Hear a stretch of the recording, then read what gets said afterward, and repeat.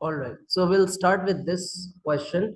कहता है study figure 5.1 a line graph showing the unemployment rate. ये आपके सामने अनएम्प्लॉयमेंट रेट का ग्राफ शो किया हुआ है, लाइन ग्राफ. ठीक है, आपने क्या करना है, complete figure 5.1 to show that 3% of the population were unemployed in 2013. So in 2013 कहां पर है, this is 2013. You need to mark what, you need to mark 3%. ठीक है, तो हम 2013 में 3% मार्क करेंगे. So let's do this. This is 2013 and then you have आप ये 2013 की लाइन फॉलो करेंगे कहां तक, you have to mark 3%. This is the required point and then you can join it using scale and your pencil. ठीक है, आप scale और पेंसिल के जरिए इसको ज्वाइन कर लेंगे तो ये आपके पास जो है ना वो इसको यूं ज्वाइन कर लिया जाए. ठीक है, this was a very straight forward question. आपको मार्किंग करनी थी, आपको गिवन था 2013 के अंदर 3% है तो आपने सीधा सीधा मार्क कर दिया 2013 के अंदर 3%. ठीक है, let's move on. This was for 1 mark. Now the next question is, in which year was the unemployment rate lowest? सबसे कम अनएम्प्लॉयमेंट कौन से ईयर में थी? In which year was the unemployment rate lowest? चलिए बताएं, सबसे कम कौन से ईयर में unemployment? We can see that the least unemployment is in 2008. ठीक है, सबसे कम अनएम्प्लॉयमेंट यह है, उसके बाद देखें आप बढ़ती जा रही है अनएम्प्लॉयमेंट. So that's 2008. ठीक है, now this was also for 1 mark. अगला question is also for 1 mark which says which of the following statements best describe the change in the unemployment rate between 2008 and 2018. Take 2 boxes in the table below. देखें, सवाल को समझने की कोशिश करें. सवाल बोलता है 2008 से 2018 तक अनएम्प्लॉयमेंट देखो चेंज हुई है, बढ़ती जा रही है, बढ़ती जा रही है, बढ़ती जा रही है, फिर थोड़ी सी कम हुई, फिर बढ़ गई. तो बोलता है इनमें से which statements best describe this scenario. ये जो आपको अनएम्प्लॉयमेंट का उतार चढ़ाव दिखाया गया है, फ्लक्चुएशंस दिखाई गई हैं, इनमें से कौन सा स्टेटमेंट बेस्ट डिस्क्राइब कर रहा है अनएम्प्लॉयमेंट को? देखें, पहले हम कोशिश करते हैं वो स्टेटमेंट्स क्रॉस आउट कर दें जो गलत हैं. क्या अनएम्प्लॉयमेंट पहले डिक्रीज हुई है और फिर इंक्रीज हुई है? आप बोलेंगे नहीं सर, ये डायरेक्टली इंक्रीज हो रही है. ठीक है, so this statement is incorrect. क्या अनएम्प्लॉयमेंट फ्लक्चुएटेड रही है? फ्लक्चुएटेड का मतलब होता है सिंपल जबान में इस तरीके का ग्राफ, यानी ups and downs, that's fluctuation. Yes, we can see there are ups and downs, so fluctuation तो हुई है. ठीक है, generally decreased, has unemployment decreased? नहीं, अनएम्प्लॉयमेंट तो बढ़ती जा रही है. देखिए, अपवर्ड लाइन ग्राफ है ये सारे. ठीक है, फिर थोड़ी सी भले नीचे आई है यहाँ पर, लेकिन अगेन इट्स इंक्रीजिंग. सही है, so it's gradually, is it gradually decreasing? No, it is gradually increasing. और ये भी गलत है, सेम नहीं रही है, चेंज होती गई है, फ्लक्चुएट हुई है. So this is for 1 mark. आपने 2 स्टेटमेंट्स करेक्ट टिक करने थे. अच्छा, अगर किसी को कोई क्वेश्चन होता है तो यू आर फ्री. ठीक है, आप मुझे उसी वक्त उस पार्ट पे रोक कर यू गाइस कैन आस्क. ठीक है, let's move on. in 2018 the total working age population of Pakistan की टोटल वर्किंग एज पॉपुलेशन थी 127 मिलियन. ठीक है, and the unemployment rate was 3%. भाई टोटल 127 लोग ऐसे थे जो काम करना चाहते थे एंड एबल भी थे, but out of these 127 million 3% could not gate employed. तो 3% आपकी अनएम्प्लॉयमेंट है. Calculate the number of unemployed, basic math percentages. 3% of 127, आपको कैलकुलेटर लेकर जाना पड़ेगा अपना in your exam. So 3% of 127 million is what you guys can calculate. ठीक है, इसको हम मिलियन की जगह अगर उसमें भी लिख सकते हैं, अगर आप चाहें तो। You can also place it in your 000 वाला फिगर, ठीक है। You can calculate, let me do it. 3%, आप कैलकुलेटर्स एग्जाम में लेकर जाएंगे, ठीक है बेटा। आपका आंसर आएगा, इट विल बी 3810,000 पीपल, ठीक है जी। This is your. So 127 million में से इतने लोगों के पास नौकरी नहीं थी, they were unemployed. This was for 2 marks. Is it clear? कोई क्वेश्चन है इसमें? ऑल राइट, चलें जी आगे आ जाए। Define underemployment. Under employment का क्या मतलब होता है? देखो नोट्स में जाओ, सीधा सीधा यहाँ पर हमने एम्प्लॉयमेंट वाले उसमें जिक्र किया था इस चीज का। If you guys see this, let me show you. All right, here you. What is meant by under employed? Under employed का मतलब होता है आप ऐसी जॉब करें जिस जिसमें जो स्किल्स रिक्वायर हैं वो आपके स्किल लेवल से बहुत कम हो, ठीक है। Let me give you an example to make you understand. Consider a person who has done a PhD. Do you think he should get a job in a school, or he should get a job at a university as a professor? You would say कि sir definitely at a university, ठीक है, क्योंकि उनके पास qualification और skills बहुत ज्यादा हैं। But in case अगर वो बंदा स्कूल में जॉब कर रहा है तो we will say that his skills are not being fully utilised. उस बंदे के पास जो नॉलेज है, जो जो तजुर्बा है, जो स्किल्स है, उसको फुल्ली यूटिलाइज नहीं किया जा रहा। वो फुल्ली यूटिलाइज कब होते? when he would be at a university as a professor, but now he is at a school as a teacher, ठीक है। तो his skills are not being fully utilized. This is called under employment. Sorry, this is called, oh I thought मैंने, this is, I am explaining this, हाँ ठीक है, under employed, ठीक है। Let me give you another example. बेटा consider करो एक बंदा है जिसने सीए किया हुआ है, चार्टर्ड अकाउंटेंट है। बेटा चार्टर अकाउंटेंट के पास ये अथॉरिटी होती है कि he can open his auditing firm, ठीक है, ऑडिट फर्म खोल सकता है charter accountant. But consider that he is just doing a job of a cashier, एक कैशियर की नौकरी कर रहा है, सिर्फ counting of notes. This is called under employment. It means that the person who has done CA has a lot more skills, but unfortunately he is employed in a position, he is doing a job which requires lesser number of lesser quality of skills. समझ आ गई under employment क्या होती है? इसी तरीके से मैं आपको लास्ट एग्जांपल देता हूं। Consider a person who is a medical doctor. अब अगर डॉक्टर नर्स वाला काम करेगा तो this is called under employed. It means doctor के पास बहुत ज्यादा स्किल्स हैं, बट उसके स्किल्स को जो जो वो डॉक्टर जॉब कर रहा है, बेटा वो जॉब उनके स्किल्स को सही से यूटिलाइज नहीं कर रहे, so that is called under employed, ठीक है। सो अंडर एम्प्लॉयमेंट का क्या मतलब है? Doing a job that is not utilising one's skills and abilities to full potential, ठीक है, underemployed. So this is simple definition, ठीक है, doing a job that is not utilizing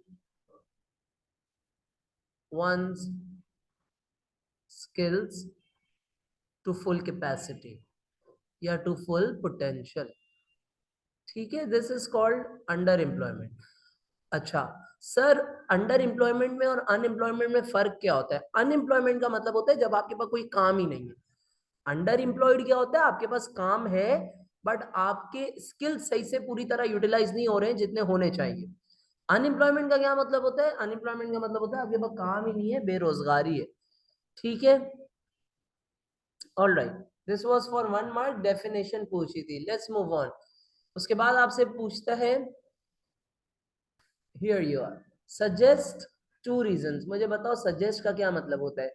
suggest का मतलब होता है नो लंबी, आपने लंबी नहीं करनी है, सिंपल पॉइंट्स देने हैं, ठीक है। भाई आप बताओ पाकिस्तान के अंदर 2 reasons for under employment and unemployment. Pakistan के अंदर बेरोजगारी क्यों बढ़ती जा रही है? इधर देखें, कॉजेज ऑफ अनएम्प्लॉयमेंट कितने सारे हैं, कितने सारे हैं। आप कोई से भी जो है ना वो इसके अंदर लिखेंगे। फॉर एग्जांपल आप लिख सकते थे lack of jobs, lack of jobs for the citizens of Pakistan, ठीक है। आप ये लिख सकते थे। आप मिसाल के तौर पे अनएम्प्लॉयमेंट का एक रीजन होता है mechanisation of farms, mechanisation on farms. याद है मैंने बताया था कि जब फार्म्स में आप ट्रैक्टर्स चलाते हो, ठीक है, पहले क्या होता था, पहले जो प्रोसेस होता था, let me give you a recap of this. फ्लोइंग का जो प्रोसेस होता था जिसको आप उर्दू में कहते हैं हल चलाना, that was done through the agency of a bullock pair, ठीक है। लेकिन अब क्या हो रहा है, अब तो आपके पास ट्रैक्टर्स आ गए हैं। पहले थ्रेशिंग हाथ से होती थी। थ्रेशिंग का क्या मतलब होता है? थ्रेशिंग का मतलब होता है to separate the grain from the seed, ठीक है। अब क्या हो रहा है, ये हम एग्रीकल्चर में दोबारा ये टर्म्स पढ़ेंगे। अब क्या हो रहा है, थ्रेशर्स आ गए हैं आपके पास, सो मशीनरी आ गई है। अब आपको लेबर की जरूरत कम पड़ रही है। दिस इज सेम एज ये वाला जो पॉइंट है ना, इसकी एग्जांपल पता है कैसे देते हैं? आप लोगों में से, आप लोगों ने अगर वो देखी हो Charlie and the chocolate factory, उसके अंदर चार्ली के फादर की जॉब क्यों चली जाती है? Because the machine is there to do his work now, right? So that is called mechanisation, ठीक है। All right, now let's come to this. Pakistan के अंदर क्या रीजंस हैं for under employment? Why people are being under employed? क्या ख्याल है? तो आप इसमें एक रीजन मिसाल के तौर पे आप ये दे सकते हो कि देखें, यही वाला, अब वैसे ये वाला रीजन मैकेनाइजेशन ऑफ फार्म्स वाला यहाँ पर भी आ सकता है, ठीक है। For example let me tell you how. देखो, एक बंदा है जिसको थ्रेशिंग में वो एक्सपर्ट है, ठीक है। थ्रेशिंग को हम छानना भी कहते हैं उर्दू में। थ्रेशिंग में वो एक्सपर्ट है, लेकिन अब तो हमारे पास थ्रेशर्स आ गए हैं। तो अब ये बंदा क्या काम करेगा बेचारा? अब ये बंदा पानी लाएगा, वाटर करेगा। It means he has a great skill, he knows how to do threshing, but unfortunately he is doing a job which requires lower level of skills. पानी लाना, पानी तो बच्चे भी ले आते हैं, आप समझ रहे हो? सो this is one of the reasons for under employment, ठीक है। तो आप ये भी लिख सकते थे। Late me give you another example. So let's consider cultural norms या फिर फैमिली टाइज। नाउ सर ये कैसे, हमें समझ नहीं आ रहा। Late me give you an example. बेटा कंसिडर करो, आपको जॉब मिल जाती है यूएसए के अंदर। You guys get a job in USA, ठीक है। लेकिन आपकी फैमिली बोल, अच्छा यूएसए में आपको पोस्ट मिलती है मैनेजर की, ठीक है। लेकिन आपकी फैमिली बोलती है नहीं, हम आपको बाहर जाने नहीं दे सकते। और पाकिस्तान में बेटा जो आपको जॉब मिल रही है ना, वो मैनेजर की नहीं मिल रही है। आपको पाकिस्तान के अंदर लेट से कैशियर की जॉब मिली है एक बैंक के अंदर। अमेरिका में आपको किसकी जॉब मिली है? बैंक मैनेजर की। यहाँ पर आपको सिर्फ एक अकाउंटेंट या कैशियर की जॉब मिली है। तो बेटा आपको मिल तो ये रही है, और आपका स्किल लेवल भी इतना है, आप एमबीए किए हुए हो, आपको यहाँ पर मिलनी चाहिए। लेकिन अनफॉर्चुनेटली आपकी जो फैमिली टाइज हैं, आपकी जो घर वाले हैं, वो मना कर रहे हैं, वो कह रहे हैं नहीं। तो फैमिली टाइज की वजह से आप मजबूर होके बेटा ये जॉब करोगे, you will do this job, समझ रहे हो? हालांकि आपका जो स्किल है, आपकी जो क्वालिफिकेशन है वो ऊपर है, लेकिन आप एक निचले लेवल की जॉब कर रही हो। बिकॉज रीजन क्या है? Because of family ties. So this is one of the reason for under employment, ठीक है। इसी तरीके से part time jobs, part time jobs available, ये एक रीजन है अंडर एम्प्लॉयमेंट का, ठीक है। ये कैसे, मतलब सर हमें ये समझ नहीं आया कि पार्ट टाइम जॉब से अंडर एम्प्लॉयमेंट का क्या ताल्लुक। देखो मैं आपको एक छोटी सी एग्जांपल देता हूँ। मिसाल के तौर पे लेट्स कंसिडर अ टीचर, ठीक है। अगर एक टीचर फुल टाइम जॉब करता है, ठीक है, या फिर जो है ना वो मिसाल के तौर पे late me give you a more simple example. आप कंसिडर करें बेटा, एक बंदा है जिसके पास एकेडमिक कोऑर्डिनेटर का एक्सपीरियंस है, लेकिन चूंकि चूंकि एकेडमिक कोऑर्डिनेटर एक फुल टाइम पोस्ट होती है। क्या होती है बेटा? एक फुल टाइम पोस्ट होती है, यानी from 7 to 5 PM in the morning academic coordinator की ये पोस्ट होती है स्कूल के अंदर। लेकिन चूंकि हमारे यहाँ पर पार्ट टाइम जॉब्स बहुत ज्यादा अवेलेबल है, इस तरीके की हैवी फुल टाइम जॉब्स थोड़ी कम है, this is also one of the reasons for under employment. यानी कि एक बंदा जिसको एकेडमिक कोऑर्डिनेटर बनना है, he also has the skills but he will not be able to do that. For example, मैं आपको एक हमारे बहुत ही इंटरनेशनल चेन ऑफ स्कूल्स है, पार्क टर्क इंटरनेशनल, ठीक है।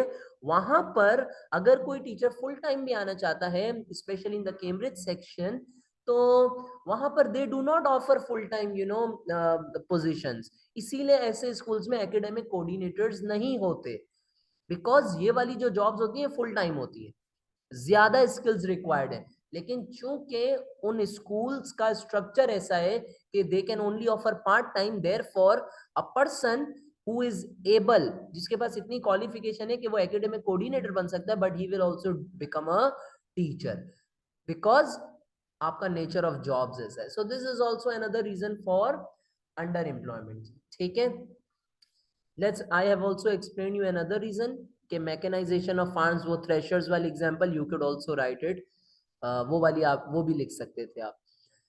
Now this was for 4 marks, 1 2 3 4 4 points लिख दिए, ठीक है। नेक्स्ट क्वेश्चन, क्वेश्चन कहता है describe how unemployment and under employment can influence GDP in Pakistan.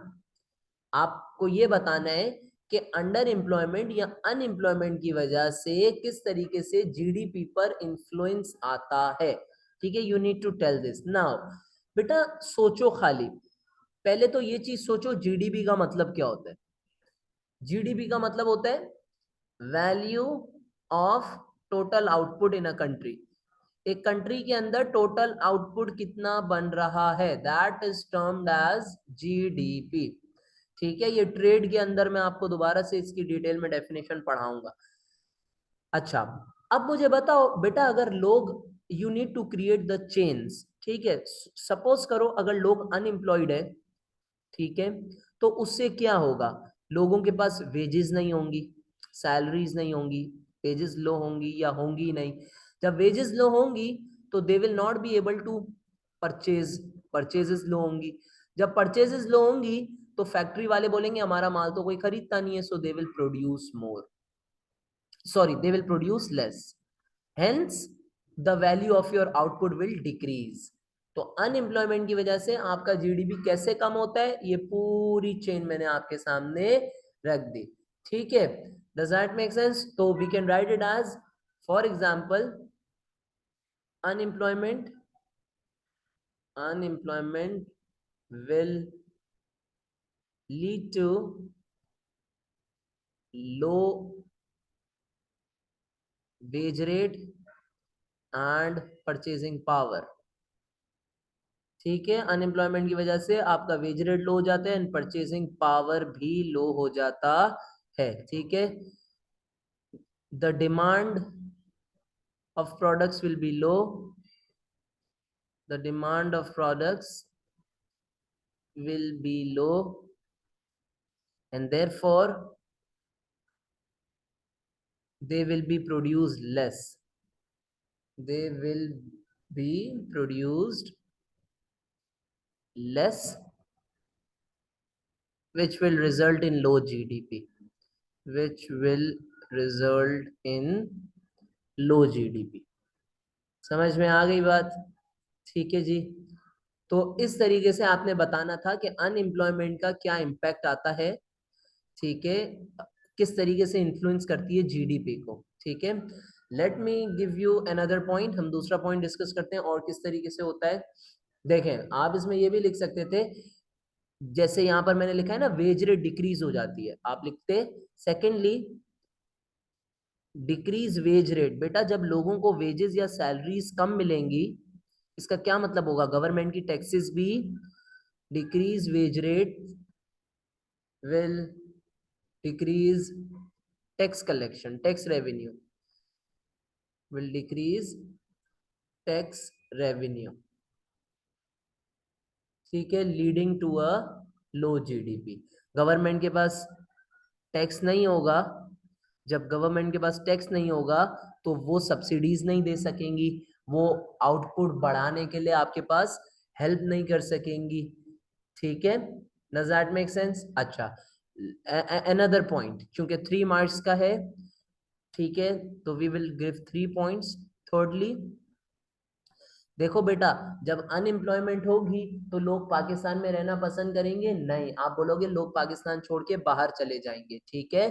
तो थर्डली, अनएम्प्लॉयमेंट विल, या फिर directly unemployment will result in emigration, ठीक है, विच विल अफेक्ट जीडीपी, ठीक है जी। So these are some of the ways जिस तरीके से आपकी बेरोजगारी आपके जीडीपी को इम्पेक्ट करती है, ठीक है। इसी तरह आप अंडर एम्प्लॉयड के बारे में भी लिख सकते थे कि सर अंडर एम्प्लॉयमेंट का मतलब होता है कि आप फुल्ली तरीके से यूटिलाइज नहीं कर रहे हैं ना, तो आप मुझे बताओ, अगर आप एक लेबर की स्किल्स को फुल्ली यूटिलाइज नहीं कर रहे, इसका मतलब it will be called under utilization या फिर inefficient utilization, which will also result in low productivity and low GDP. All right, so कोई से भी 3 पॉइंट्स हमें लिखने थे। सवाल ये कह रहा था कि अनएम्प्लॉयमेंट किस तरीके से जीडीपी को इन्फ्लुएंस करती है। Do you have any questions इससे related? No sir. All right, ठीक है, ये थोड़ा सा ना ट्रिकी सवाल था ना।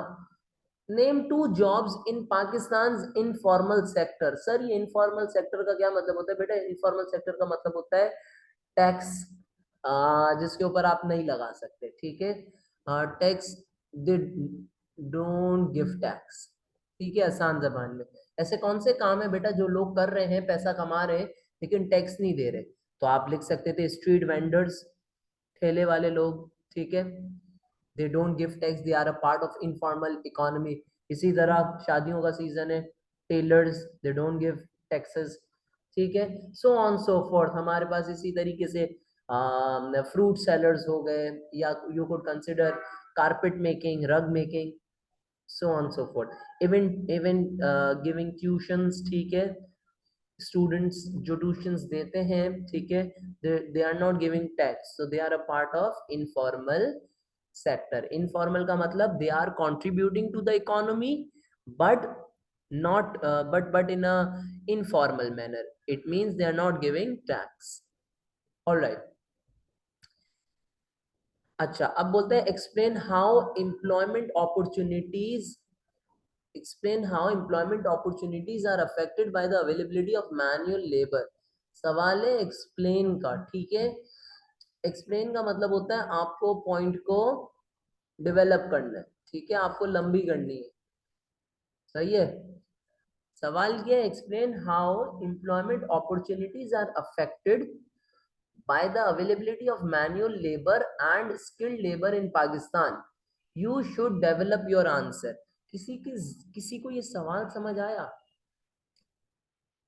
एम्प्लॉयमेंट अपॉर्चुनिटीज यानी रोजगार के जो आपके पास रोजगार कमाने की जो अपॉर्चुनिटीज होती हैं वो किस तरह अफेक्ट होती हैं अवेलेबिलिटी ऑफ मैन्युअल लेबर से एंड स्किल्ड लेबर। नोट करें कि यहाँ पर जो एंड लिखा है that is bold, it means you have to give 1 point for this, 1 point for this.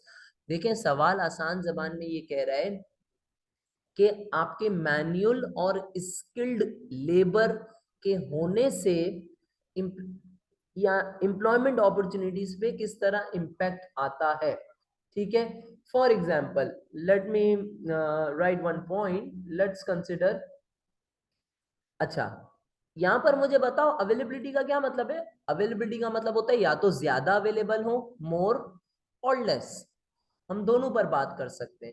For example let's consider, अगर आपका मैन्युअल लेबर ज्यादा है, देखो अब आप लोग मुझे ये सोच के बताओ, अगर पाकिस्तान के अंदर मजदूर तबका, यानी जो बेचारे जैसे कारपेंटर्स हैं, जो मजदूर हैं वजन उठाते हैं, अगर या जो truck car and lorry drivers हैं, मुझे बताओ अगर मैन्युअल लेबर इस तरीके का ज्यादा होगा पाकिस्तान में, तो इससे एम्प्लॉयमेंट अपॉर्चुनिटीज के ऊपर क्या इम्पैक्ट आएगा। आप बोलोगे सर मार्केट के अंदर जब ये वाले ऐसे लोग बहुत ज्यादा बढ़ जाएंगे तो होगा क्या, होगा ये कि आपकी एम्प्लॉयमेंट अपॉर्चुनिटीज कम हो जाएंगी, क्योंकि हर कोई जब मैन्युअल लेबर अपना प्रोवाइड करना शुरू कर देगा तो जॉब्स तो लिमिटेड होती हैं। तो वी कैन, हम इसको कैसे लिखेंगे, हम इसको ऐसे लिखेंगे, if more manual labour, if more manual labor is available, it will result in low paying jobs, thereby, ठीक है, लो पेइंग जॉब्स एंड, इसको थोड़ा सा हम इसको ऐसे कर लेते हैं, लो पेइंग जॉब्स आ जाएंगी अगर आपका हर कोई manual labour provide. For example सोचो हर कोई बोले कि मैं वुड वर्क करना चाहता हूँ, मैं कारपेंटर बनना चाहता हूँ, तो जब इतने सारे कारपेंटर्स हो जाएंगे, बहुत ज्यादा अवेलेबल हो जाएंगे, तो कारपेंटर्स को जो सैलरी मिलेगी that will be quite low, सही है। So it will result in low paying jobs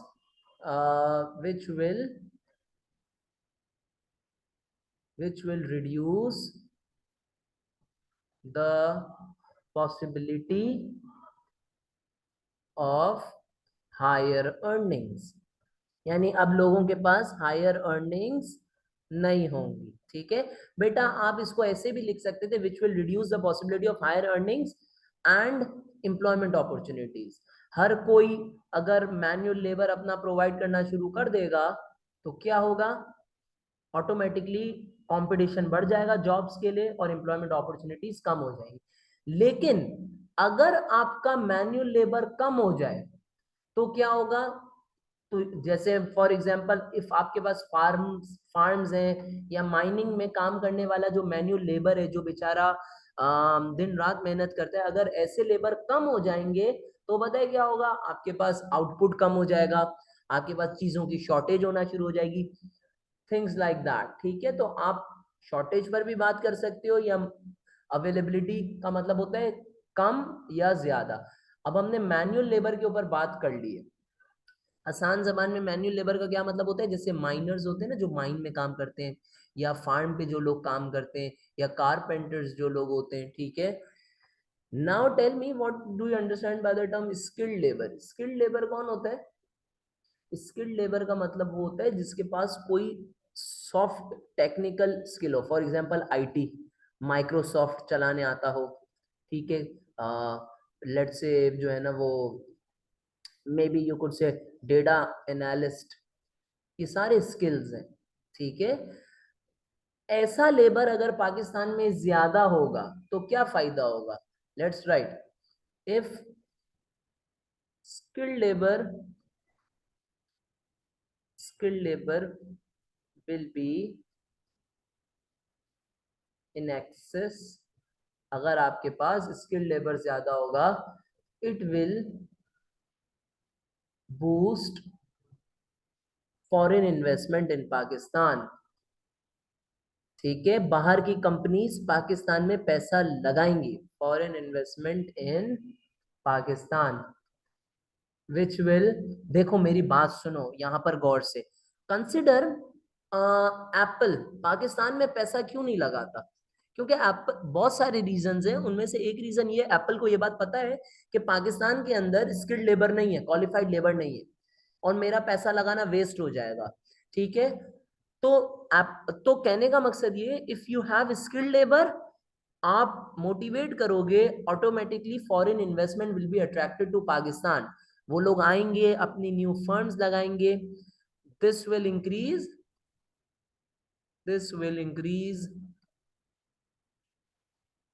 employment opportunities.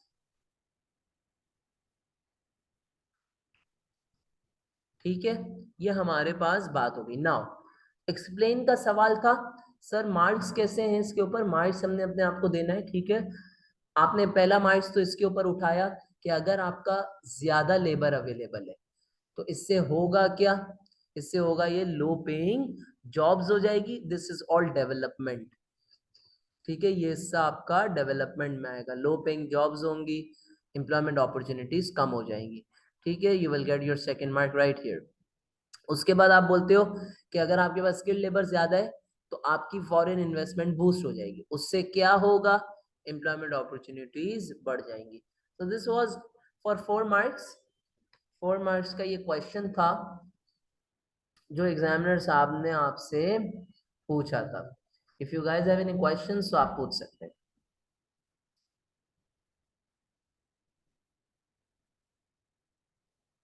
All right, चलो ये सवाल आप लोग 10 सेकेंड्स लें, इसको रीड करें। क्या बोलता है ये सवाल? इसकी रिक्वायरमेंट क्या है सवाल की? प्लीज रीड करें।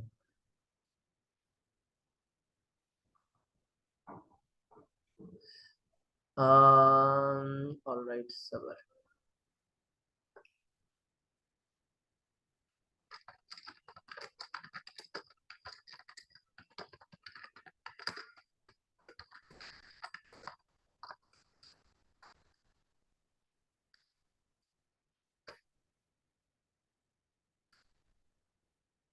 प्लीज इसको रीड कर ले एक बार।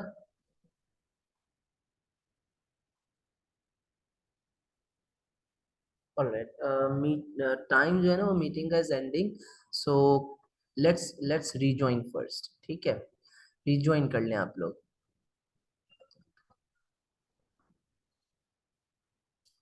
अच्छा, ठीक है, आप लोग रिज्वाइन कर लें and then after the class अफसर मैं जो है ना वो आपका क्वेरीज डील कर लेता हूँ, मसला नहीं है।